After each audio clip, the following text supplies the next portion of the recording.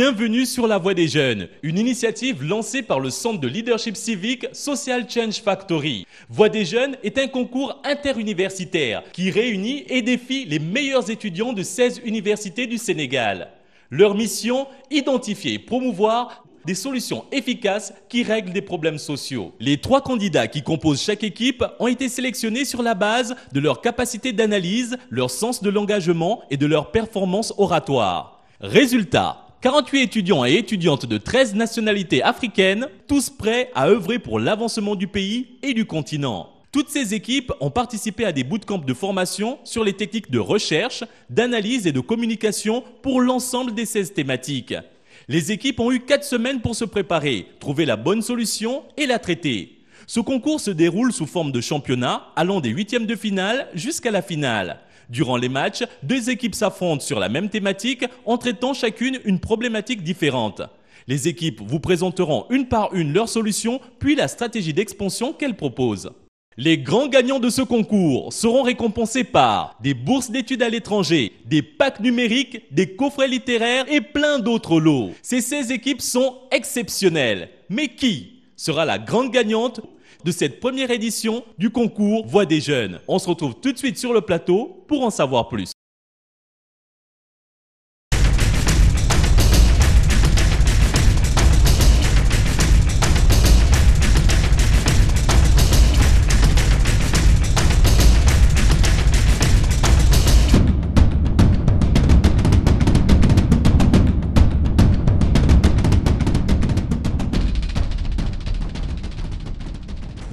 Bienvenue, c'est La Voix des Jeunes qui s'installe à l'instant même, le concours qui donne les solutions qui font la différence à travers La Voix des Jeunes. Après le Lac Rose, Thiès, Saint-Louis et Gorée, nous sommes enfin à Dakar pour ce premier match des demi-finales qui oppose l'Université Gaston Berger de Saint-Louis au CESAG. Sous vos applaudissements, s'il vous plaît. Elles sont motivées et déterminées pour remporter ce match décisif qui leur ouvrira les grandes portes de la finale. L'équipe qui sera éliminée à l'issue de ce match, elle participera à la petite finale pour essayer de décrocher la 3e place. Bienvenue parmi nous, présentez-vous, équipe UGB. Bonjour à tout le monde, je m'appelle Fatou Dieye Faye, je suis à l'Université Gaston Berger de Saint-Louis. Je dis également bonjour à mes amis, Romulus, Kevin, Béatrice. Je suis heureuse d'être ici parmi vous ce soir. Merci. Suivant. Merci. Je suis Samir Zimei Rimon et je suis de nationalité béninoise et étudiant en droit public à l'Université Gaston Berger de Saint-Louis. Et bonsoir au public, c'est une fierté de vous retrouver. Messieurs les membres du jury, charmant public, chers camarades, bonjour. Je m'appelle Penda Ndiaye, étudiante à l'Université Gaston Berger de Saint-Louis, en master de recherche en sciences de gestion. Merci. On les encourage, s'il vous plaît. Merci à Fatou, Samir et Penda. On s'intéresse maintenant à l'équipe CESAG. Bienvenue, présentez-vous, s'il vous plaît. Merci. Bonjour à tous, je m'appelle Béatrice Marilyn Sagna. Je suis étudiante au CESAG en master 1 de comptabilité et gestion financière. Je suis sénégalaise et fière de représenter mon école. Merci. Merci. Bonjour à tous, je suis Yves Kevin Moreau, originaire de la Côte d'Ivoire, fier de représenter le CESAG, mon institution de formation. Je suis en master marketing et stratégie.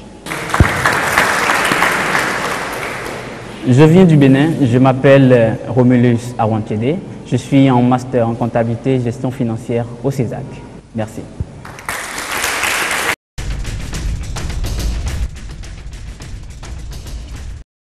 Une population croissante, des marchés dynamiques et la moitié de ces terres arables non cultivées. L'Afrique porte un énorme potentiel dans le secteur agricole qui emploie plus de 65% de notre population active. Malgré ce potentiel, seulement 8 des 49 pays de l'Afrique subsaharienne ont investi plus de 10% de leur PIB dans le secteur agricole. Alors qu'un Africain sur 5 souffre de malnutrition chronique et 33 millions d'enfants s'endorment chaque soir le ventre vide, chaque année, nos pays dépensent plus de 37 milliards dans l'importation d'aliments et seulement 1 milliard proviennent de pays africains. Par exemple, au Sénégal, avec un plat national à base de riz, ce pays dépend des importations de riz, d'oignons, de fruits et de légumes pour assurer sa sécurité alimentaire. À côté de cela, Avec 95% de production vivrière et un recours minimal à des semences adaptées, nos agriculteurs sont très vulnérables au changement climatique. De plus, leurs mauvaises pratiques endommagent la qualité des produits et appauvrissent les sols. Nos agriculteurs manquent d'accès à l'eau, aux technologies, ainsi qu'à des endroits et des mécanismes pour le stockage et la transformation des produits alimentaires qui peuvent augmenter leur productivité. Avec une production inefficace et un sous-investissement dans le secteur agricole, nos agriculteurs travaillent plus, peinent plus et espèrent moins en l'avenir. Afin de réaliser notre potentiel agricole et atteindre la sécurité alimentaire en Afrique, quelles solutions pour réduire le déficit de la production agricole? Et comment contribuer à la réduction du déficit technologique?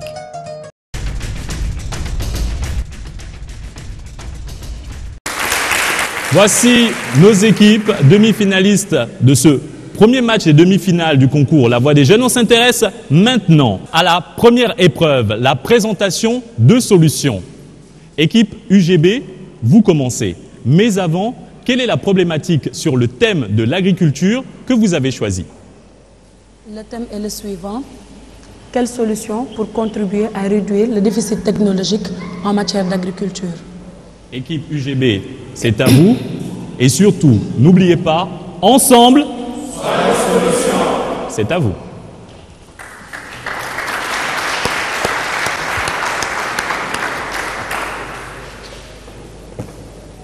Bonjour, je suis Fatou Dieye, ingénieure agronome et directrice du cabinet d'études Leket. Monsieur le Président de l'Assemblée nationale, honorable député de la 12e législature, l'heure est venue pour le cabinet Leket de vous rendre compte du rapport que vous avez commandé sur le diagnostic de l'agriculture sénégalaise. Honorable Assemblée, savez-vous qu'un agriculteur africain produit en moyenne chaque année 200 fois moins qu'un agriculteur européen? Savez-vous que le récent rapport de la FAO sur la sécurité alimentaire dans le monde indique que l'Afrique est le continent où la sous-alimentation sévit le plus avec 23% de personnes atteintes en 2014? Savez-vous que l'Afrique est pourtant le premier continent en potentialité agricole avec 60% des terres arables et inexploitées du monde? Malgré tous ces atouts, l'agriculture africaine se caractérise aujourd'hui par une situation de morosité, avec une stagnation, voire une tendance à la baisse de la production, des superficies cultivées et des rendements. Cela a comme conséquence, entre autres, l'accentuation de la famine et l'augmentation du taux d'importation avec des incidences négatives directes sur le panier de la ménagère. Pourtant, les paysans indiens ou chinois, dans des conditions beaucoup plus hostiles, arrivent bien à relever le défi. Comment font-ils? Disposeraient-ils de potions magiques? Je vois certains honorables députés rire, et donc vous conviendrez aisément avec nous que cette hypothèse est fort invraisemblable. Ils ne disposent, en réalité, que de technologies adéquates. Et voilà aujourd'hui, mesdames et messieurs, le principal mal de l'agriculture africaine, le déficit technologique. Honorables députés, pensez-vous qu'il soit normal qu'à l'heure où la technologie fait des merveilles ailleurs, que le paysan sénégalais, notre paysan sénégalais, continue d'utiliser la daba, la houe ou encore l'arère? L'agriculture sénégalaise n'est-elle pas encore au stade traditionnel? Le déficit technologique en matière d'agriculture peut être défini comme un défaut qualitatif et quantitatif des outils, des équipements ou encore des savoir-faire. Nous nous en tiendrons au déficit technologique dans la production.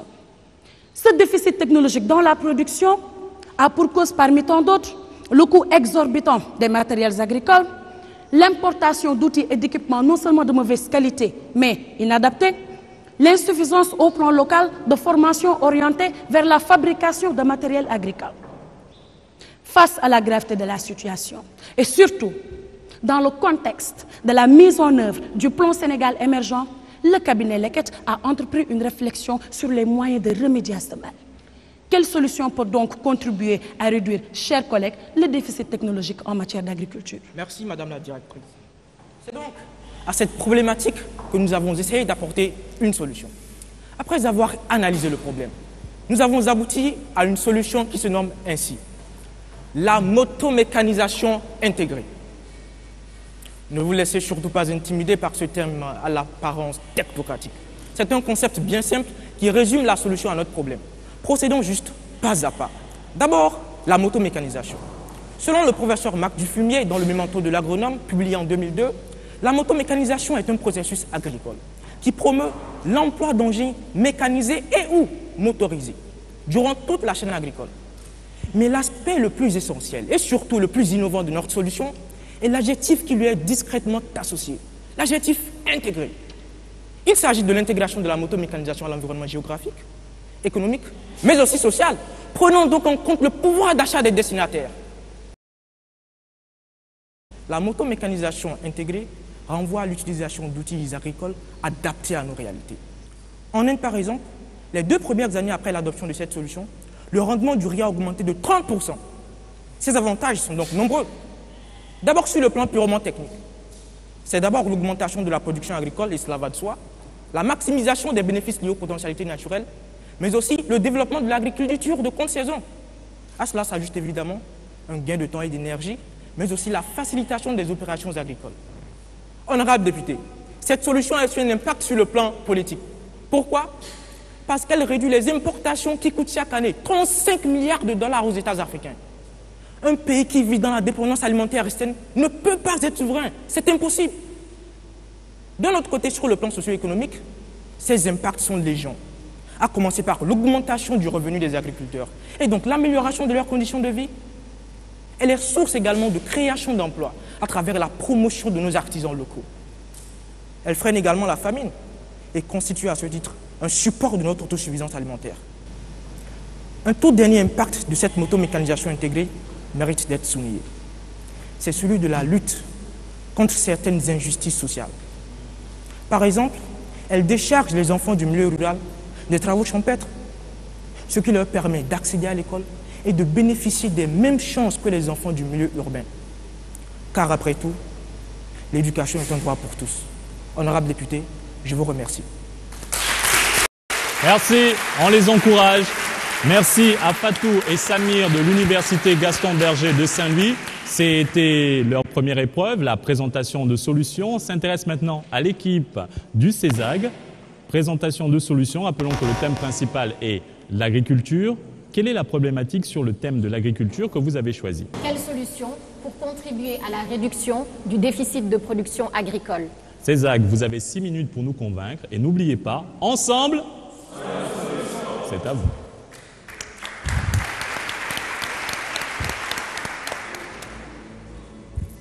La terre, elle ne ment jamais. Nous venons de la terre et nous retournons à la terre. Tout porte à croire que la terre est cet élément dont l'homme ne pourra jamais se défaire. Nous marchons sur la terre, nous bâtissons nos maisons avec la terre et mieux encore, nous tirons de la terre des éléments nécessaires à notre subsistance. L'agriculteur est par définition cet artiste qui façonne la terre afin d'en tirer le rendement le plus élevé tout en maintenant sa fertilité. Un disciple de Socrate disait ceci: l'agriculture est la mère de tous les arts. Lorsqu'elle est bien menée, tous les autres arts prospèrent. Lorsqu'elle est négligée, tous les autres arts déclinent, sous terre et sous mer. Partant de là, permettez-moi de renommer l'agriculture comme étant le 8e art. Ce chiffre 8, lorsque vous le couchez, donne le signe mathématique infini, comme pour dire que l'agriculture est vouée à un bel avenir. Mesdames et messieurs, chers membres du jury, bonjour. Je m'appelle Béatrice Sagna et je suis chargée de vous parler d'une problématique cruciale de développement. Quelle solution pour contribuer à la réduction du déficit de production agricole? Pour ce faire, abordons tour à tour le problème qui se pose, la solution que nous préconisons et enfin l'impact de la solution. Le déficit de production agricole signifie que nous consommons plus que ce que nous produisons. Et la direction de l'analyse, de la prévision et des statistiques agricoles sur la campagne 2012-2013 notait un déficit de plus de 900 000 tonnes pour le riz, 738 pour le gombo et 10 tonnes pour l'aubergine. Vous n'avez rien remarqué? Chacun des produits que je viens d'énumérer entre dans la composition du tchèb, autrement dit notre tchéboudienne, est en partie importé. D'ailleurs, nous importons plus que nous n'exportons. En 2013, c'est 222 milliards de francs que nous avons déposés tout juste pour importer le riz. Cela correspond à 4000 maternités modernes comme celle de la région de Oussouye. Pourtant, l'agriculture sénégalaise dispose d'atouts considérables. Des ressources en eau, 30 milliards de mètres cubes. 3 800 000 hectares de terres cultivables, correspondant à 5 322 219 terrains de football aux normes de la FIFA. Une population de 14 millions d'habitants, dont les 2/3 ont moins de 25 ans. Alors comment expliquer ce paradoxe qui existe entre le potentiel d'une part et le déficit d'autre part? Raison pour laquelle, pour mettre en lumière cette mine d'or qui se trouve sous nos pieds, il convient de s'interroger sur une question. Quelle solution pour contribuer à la réduction du déficit de production agricole? De l'indépendance à nos jours, l'agriculture a connu la création de sociétés comme la SAED, la Sonacos devenue Suneor avec les socialistes, de plans et programmes comme le REVA, la Goana avec le président Wade, Pracas avec le président Macky Sall. Et si chacune des actions entreprises a permis de réduire ce déficit, il convient d'être encore plus percutant. Mais comment? Les experts de l'agrobusiness et de l'agronomie s'accordent à dire qu'il y a 5 facteurs clés de succès pour une agriculture productive. L'eau, la terre, une main-d'œuvre qualifiée, la mécanisation et le financement. Notre solution englobe ces 5 axes et se veut inclusive. C'est pourquoi nous avons opté pour les domaines agricoles communautaires comme solution pour réduire le déficit. Mais les DAC, c'est quoi? Ce sont 10 sites agricoles installés à travers le pays de 1 000 à 5 000 hectares sur initiative de l'État et sur un horizon de 5 ans. Ils comprennent de vastes étendues de terres dotées d'infrastructures pour résoudre le problème de l'accès aux terres et de la mécanisation, un incubateur d'entrepreneurs agricoles pour booster les qualifications et un pôle de compétitivité économique pour créer de la valeur. Jean-Pierre Senghor, coordinateur du PRODAC, annonçait un financement de 100 milliards pour financer ce programme, parce que l'agriculture aussi est une question d'investissement. Ce montant sera financé par un partenariat public-privé pour le développement de l'agriculture sénégalaise. Notre solution a d'ores et déjà produit des impacts considérables et le premier DAC de Itato, dans la région de Kédougou, en est un exemple palpable. D'un point de vue social, il se traduit par le renforcement de l'identité rurale, un frein à l'exode rural et la réaffirmation de la lutte contre l'insécurité alimentaire, quand on sait que 30% des ménages ruraux au Sénégal sont menacés par l'insécurité alimentaire. D'un point de vue économique, il se traduit par l'augmentation du pouvoir d'achat des ménages, avec la création de 300 000 emplois sur un horizon de 5 ans. Et enfin, sur le plan environnemental, il se traduit par la préservation de la nature à travers la sensibilisation des acteurs, à travers les formations PRODAC. En définitive, nous avons opté pour les domaines agricoles communautaires comme solution et moteur de la croissance inclusive d'une agriculture qui nourrit ses hommes et nourrit les autres secteurs de l'économie. Mesdames et messieurs, ces dernières semaines, nos déplacements de l'entreprise agricole Tropicasem aux fermes de Bayard ont suscité en moi la vocation d'appartenir au ballet de l'agriculture. Et si ce ballet est assimilable à une chanson, alors je laisserai tout dans la chanson. Parce que la terre, elle ne ment jamais. Je vous remercie. Merci. Béatrice de l'équipe CESAG, sous vos applaudissements. Une première épreuve intense entre l'Université Gaston Berger de Saint-Louis et le CESAG. Nous avons vu à l'instant la présentation de solutions de Béatrice et il y a encore quelques minutes celle de Fatou et de Samir. C'est tout pour la première épreuve. On se retrouve tout de suite pour la deuxième épreuve, la stratégie d'expansion. Restez avec nous.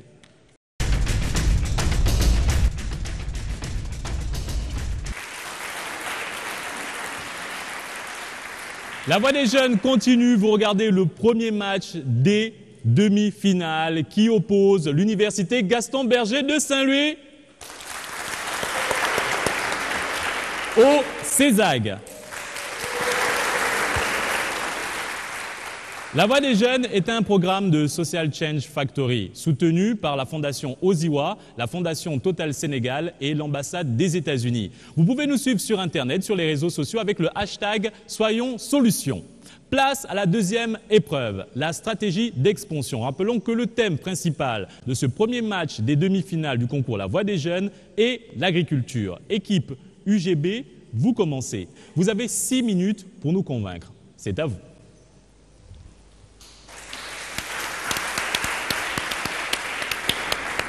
Honorable député, L'un des charmes de notre solution, la motomécanisation intégrée, est sa vocation à s'adapter à chaque environnement spécifique.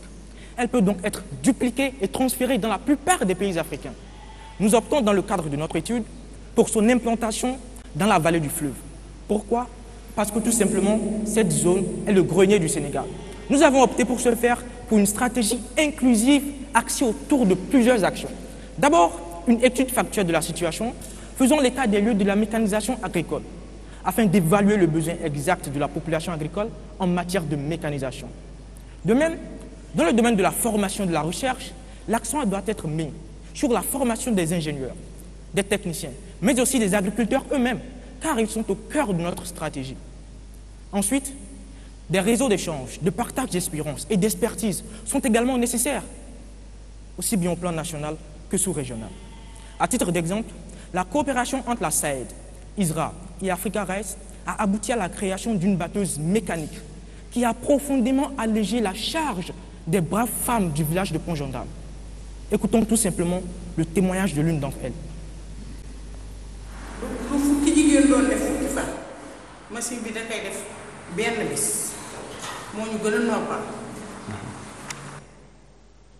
Impressionnant, n'est-ce pas? De même, dans le domaine de l'implantation des équipements, leur introduction devait se faire de manière adaptée, progressive et équitable, à travers aussi la mise en place de réseaux de maintenance de proximité. L'exemple de nombreux cimetières de machines agricoles grosses, sans aucune utilité à Ross-Bécho, est la parfaite illustration de la nécessité d'adopter une telle démarche. Pour ce qui est du domaine juridique, une politique fiscale, cohérente et incitative est nécessaire, afin de garantir non seulement l'épanouissement du savoir-faire local, mais aussi de l'entrepreneuriat. Et en matière d'initiatives privées aujourd'hui en la matière, nous avons l'honneur de vous présenter une fierté du Sénégal, Malik Ndiaye. Cet ingénieur machiniste a fait de la motomécanisation intégrée son cheval de bataille, en mettant sur pied sa propre entreprise de création de machines agricoles qui répondent aujourd'hui aux besoins de la plupart des agriculteurs de la sous-région, et ce, à moindre coût. Voilà des exemples qui doivent être encouragés et incités au plan juridique. Madame la directrice, qu'en est-il donc dans le domaine de la communication? Merci bien, cher collègue. Honorable assistance. Dans le domaine de la communication, pour promouvoir la mécanisation agricole à travers la sensibilisation, des campagnes de diffusion doivent être menées et à travers des canaux adaptés, tels que les forums, les médias, surtout la presse en langue nationale ou encore les réseaux sociaux. Ceci permettrait de stimuler la demande et garantirait ainsi une meilleure introduction des équipements. Au-delà pour le financement, il faudra que le partenariat public-privé soit approfondi, renforcé. Et au-delà des subventions étatiques, le financement pourra également s'appuyer sur l'apport des banques de développement, des coopératives d'épargne, mais également de la Caisse nationale de crédit agricole. Honorable assistance, nous avons également nos indicateurs de performance pour notre stratégie d'expansion. À ce titre, la motomécanisation intégrée, si elle est appliquée suivant la stratégie que nous avons proposée, aura des retombées concrètes. Pour être illustrative, l'année dernière, 20 000 hectares de terre n'ont pas été cultivés dans la vallée du fleuve Sénégal par manque de tracteurs. Pourtant, la mécanisation agricole nous aurait permis de mettre en valeur cette superficie et de gagner, avec un rendement de 6 tonnes à l'hectare, 120 000 tonnes de riz, ce qui nous permettrait ainsi d'atteindre l'objectif des 518 000 tonnes assignées à la vallée. Honorable assistance, cet exemple fait prendre conscience de toute la portée d'une technologie adaptée basée sur la motomécanisation intégrée. Cette motomécanisation intégrée est indispensable à la compétitivité de notre agriculture et à notre propre sécurité alimentaire, surtout dans le cadre de la mise en œuvre du plan Sénégal émergent. Monsieur le Président de l'Assemblée nationale, honorable député de la 12e législature, I have a dream. J'ai un rêve. J'ai le rêve que dans un futur proche, chaque bouche puisse trouver son grain de mil, chaque ventre son grain de riz, chaque enfant sa goutte de lait. L'agriculture est la voie royale nous permettant d'accéder à notre propre autosuffisance alimentaire, car la survie de milliers de personnes en dépend. Et quelle mission est plus noble, plus authentique, plus belle, plus touchante, plus pure que de nourrir des personnes longtemps taraudées par la faim? Toutefois, ceci n'est point le combat d'une seule personne ou d'un seul paysan ou d'une seule entité. C'est le combat de toute une nation, de chaque individu. Alors, que les femmes mettent des pantalons sous les pagnes, que les hommes augmentent la taille des biceps, que nos aînés nous accompagnent avec leurs conseils et leurs prières et que les jeunes, nos jeunes, s'arment de courage et de volonté pour faire de notre agriculture la locomotive qui tire le train de l'émergence de notre pays. Et elle ne sera que ce que nous en ferons, que ce que nous en ferons, que ce que nous en ferons. Monsieur le Président de l'Assemblée nationale, honorable député de la 12e législature, le cabinet Leket, par ma voix, vous remercie. Merci à l'équipe UGB pour la présentation de sa stratégie d'expansion. Merci à Fatou et à Samir. Équipe CESAG, c'est à vous.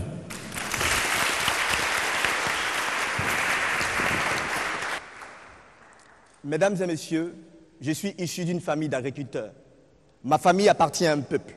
Et ce peuple vit sur des terres sur lesquelles il a bâti une histoire, une culture. Pour préserver ces terres, un peuple, une famille, un individu serait prêt à tout, quitte à perdre sa vie, car la terre, c'est la vie. N'est-ce pas que de la terre nous tirons ce dont nous avons besoin pour nous nourrir? Si. Et c'est cela l'intérêt pour une nation, de maîtriser son agriculture et de la rendre la plus productive possible. Après vous avoir présenté les domaines agricoles communautaires comme solution pour contribuer à la réduction du déficit de production agricole, nous venons vous présenter notre stratégie d'expansion de cette solution. Pour ce faire, dans un premier temps, nous vous dirons où comptons-nous mettre en œuvre cette solution et quelles sont les raisons. Dans un second temps, comment mettrons-nous en œuvre cette solution, c'est-à-dire notre plan d'action. Observez avec moi une carte du Sénégal. Cette carte a la particularité de mettre en évidence les différentes zones agricoles de notre pays. Nous en distinguons 6. Les zones des Niayes, le bassin arachidier, les bassins de Casamance, la haute et la moyenne, la zone des sylvo-pastorales ainsi que la vallée du fleuve Sénégal. C'est sur cette dernière zone, la vallée du fleuve Sénégal, que nous porterons notre attention. Pour quelles raisons? La première raison, son potentiel en sol irrigable. La vallée du fleuve Sénégal bénéficie de la présence du fleuve Sénégal d'un long de 1700 km et également d'une bonne irrigation souterraine. La deuxième raison, sa topographie. Le sol étant plat, cela lui confère un réel avantage pour la pratique de l'agriculture. La troisième raison pour laquelle nous avons choisi la vallée du fleuve, son potentiel rizicolte. L'Agence française de développement affirme qu'avec ses 240 000 hectares de terres cultivables, la vallée pourrait à elle toute seule couvrir 2/3 de notre demande nationale en riz. Pourtant, seulement 25% sont exploités. La dernière raison, la proximité de la vallée vis-à-vis de la région de Dakar. Elle pourrait donc constituer un grenier rizicolte pour la région de Dakar qui réunit un quart de la population. Mesdames et messieurs les membres du jury, après vous avoir dit où nous comptons mettre en œuvre notre solution, nous vous dirons comment. Un domaine agricole communautaire repose sur 3 piliers. La terre, l'eau et l'homme. Notre plan d'action se déclinera donc en 3 axes stratégiques, chaque axe correspondant à un pilier. L'axe eau, l'axe terre ainsi que l'axe homme. Nous commençons par l'axe terre. Nous mobiliserons 1000 hectares auprès des autorités administratives et coutumières. Ensuite, nous allons effectuer des études préliminaires sur ces sols, à partir desquelles nous saurons comment aménager ces terres et ainsi que faciliter leur fertilisation. Ensuite, l'axe eau. Nous exploiterons nos ressources hydro-agricoles déjà disponibles, c'est-à-dire les barrages ou les fourrages. Et à partir de ces réseaux, à partir de ces ouvrages déjà disponibles, nous mettrons en place un réseau d'irrigation qui alimentera tous nos sites aménagés. Le dernier axe, l'axe homme. Parce que nous sommes conscients que l'homme doit être au cœur de tout projet. Nous avons prévu mobiliser ces personnes au travers d'une campagne de sensibilisation, notamment par les radios communautaires et avec des rencontres d'échange. Nous prévoyons également les organiser en collectivité, en coopérative ou en GIE. À la suite, les former sur les pratiques agricoles ainsi que sur l'utilisation des machines. Nous ne nous arrêtons pas là. Nous prévoyons que chaque agriculteur puisse avoir des informations et des astuces sur la pratique de son activité. Nous prévoyons donc le développement d'une application, d'une plateforme qui émettra des messages et des appels à nos agriculteurs pour leur donner des messages. Suivez avec moi ce que cela pourrait ressembler.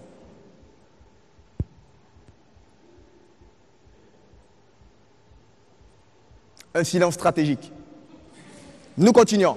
Simplement pour vous faire comprendre que nous sommes dotés de compétences informatiques dans ce pays pour émettre des messages vocaux qui adresseront à nos paysans des astuces et des conseils pour mieux gérer les productions. Qu'est-ce que cela nous coûtera comme financement? Nous aurons besoin, pour 1000 hectares et 200 personnes comme ressources humaines, nous pourrons mobiliser 3,3 milliards de francs CFA pour le financement. Et nous comptons le faire à partir d'un partenariat public-privé pour le développement de l'agriculture. Nous tenons à vous dire que ce projet, lorsqu'il sera réalisé, aura un impact sur la situation économique des communautés. Il aura un impact sur la valorisation de la région, de la vallée du fleuve Sénégal. Il aura également un impact considérable sur notre déficit en production agricole. Je vous remercie. Merci à Kevin de l'équipe CESAG pour la présentation de sa stratégie d'expansion. Dans quelques instants, la dernière épreuve, la troisième, le chrono quiz.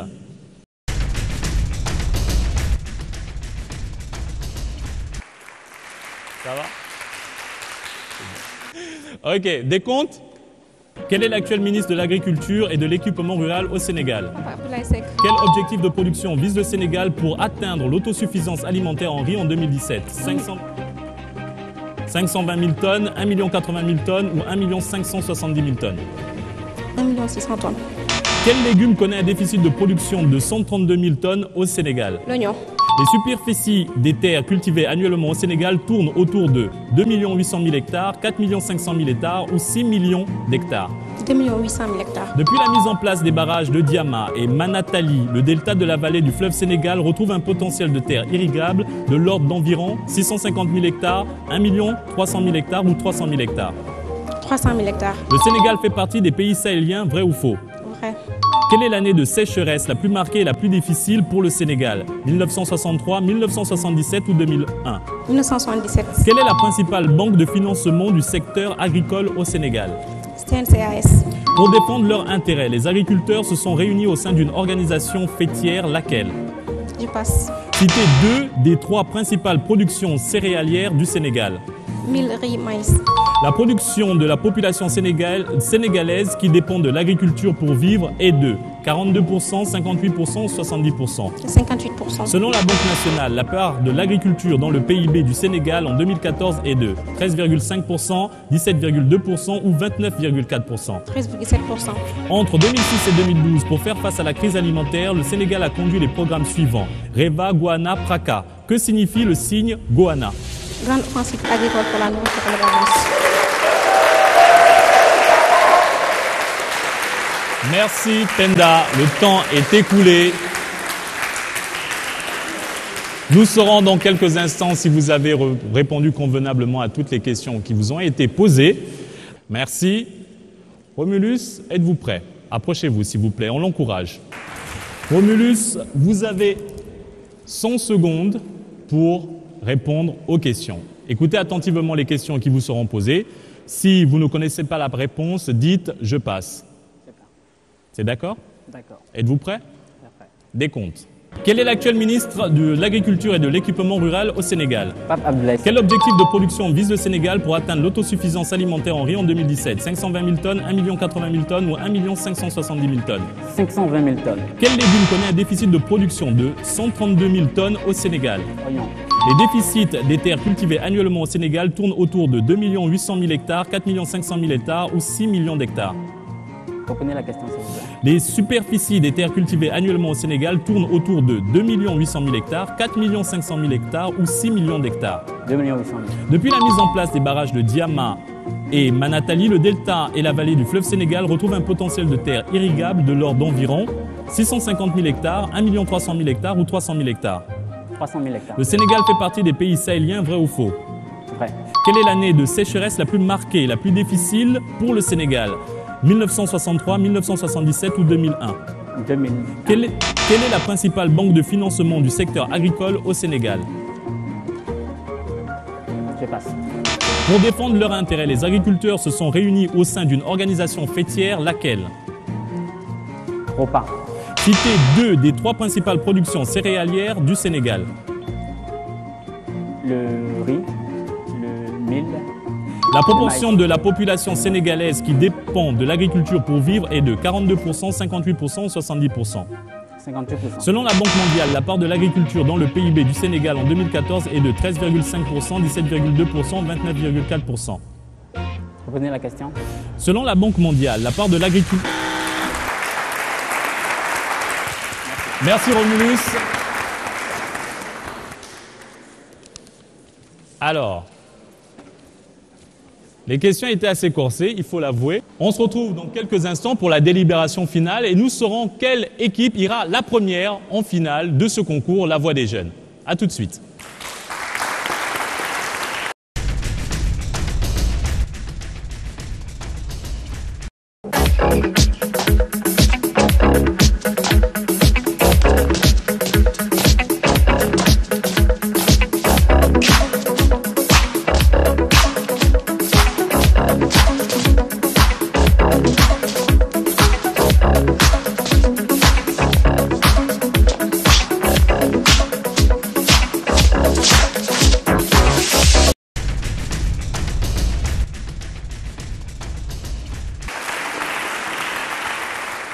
La Voix des Jeunes se poursuit, c'est le grand moment. Quelle est l'équipe qui ira la première en finale? Nous le saurons dans quelques instants.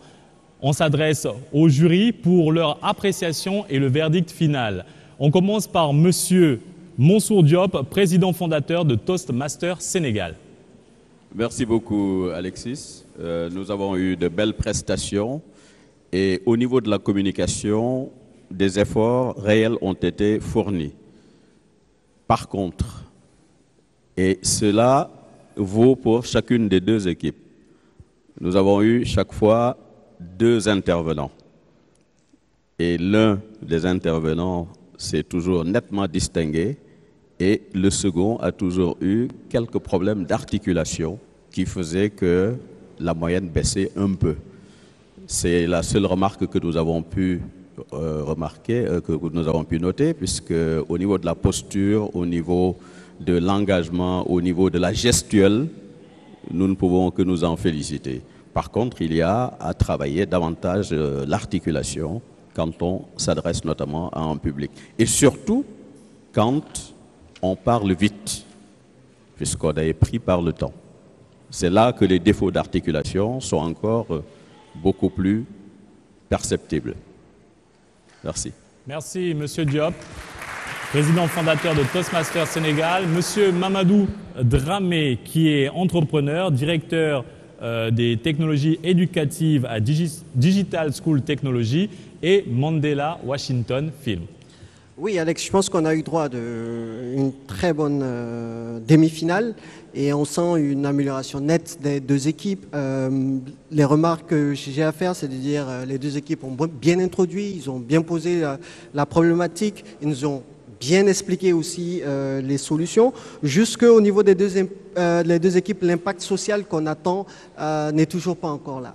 Hein, on attend de voir dans la stratégie d'expansion ce que vous proposez, quel est l'impact social généré. Je pense que vous en avez donné quelques-uns, mais pour nous c'était un peu suffisant. Mais pour l'ensemble, vraiment une très bonne prestation des 2 équipes. Merci Monsieur Dramé. Place à Monsieur Aïdara, administrateur du programme Gouvernance économique OSIWA. Merci. Je pense que nous avons assisté à une belle prestation et l'Afrique, en particulier l'Afrique de l'Ouest, peut encore espérer. Ces jeunes sont pleins de talent et qui ont une bonne compréhension de la problématique des politiques sectorielles, particulièrement l'agriculture, qui est essentielle si on veut véritablement se développer de façon durable et lutter efficacement contre la pauvreté. Donc, on a bien apprécié, disons, la pertinence des problèmes qui ont été discutés, un peu moins dans les solutions, l'adaptabilité de ces solutions et, comme Dramé l'a dit, l'impact que ça doit générer véritablement pour effectivement arriver aux objectifs escomptés. Mais cela dit, globalement, je pense que les deux équipes ont fait une prestation très satisfaisante. Merci Monsieur Aïdara, vous êtes le président du jury. Dans quelques instants, vous allez donner votre verdict définitif. Rappelons que l'équipe qui sera éliminée participera à la petite finale pour essayer de décrocher la 3e place. Nos équipes sont très concentrées. Monsieur Aïdara, c'est à vous. Quel est le verdict? Au terme donc de l'évaluation, pour l'équipe du CESAC, le nombre de points totalisés est de 106 points. Pour l'équipe de l'Université Gaston Berger, le nombre de points totalisés est de 107,5. Et c'est l'Université Gaston Berger de Saint-Louis qui va en finale. C'est la première équipe à obtenir son ticket pour la finale de la première édition du concours Voix des jeunes d'un seul point. L'équipe du CESAG prend son ticket pour la petite finale pour essayer de décrocher la 3e place. Mais rappelons que toutes les équipes des demi-finales iront à Ziguinchor pour participer à des formations et à des bootcamps. Merci à vous, merci de votre participation. Félicitations à l'Université Gaston Berger de Saint-Louis. Félicitations CESAG, félicitations à vous, cher public, aux membres du jury. Venez, c'est le moment des salutations.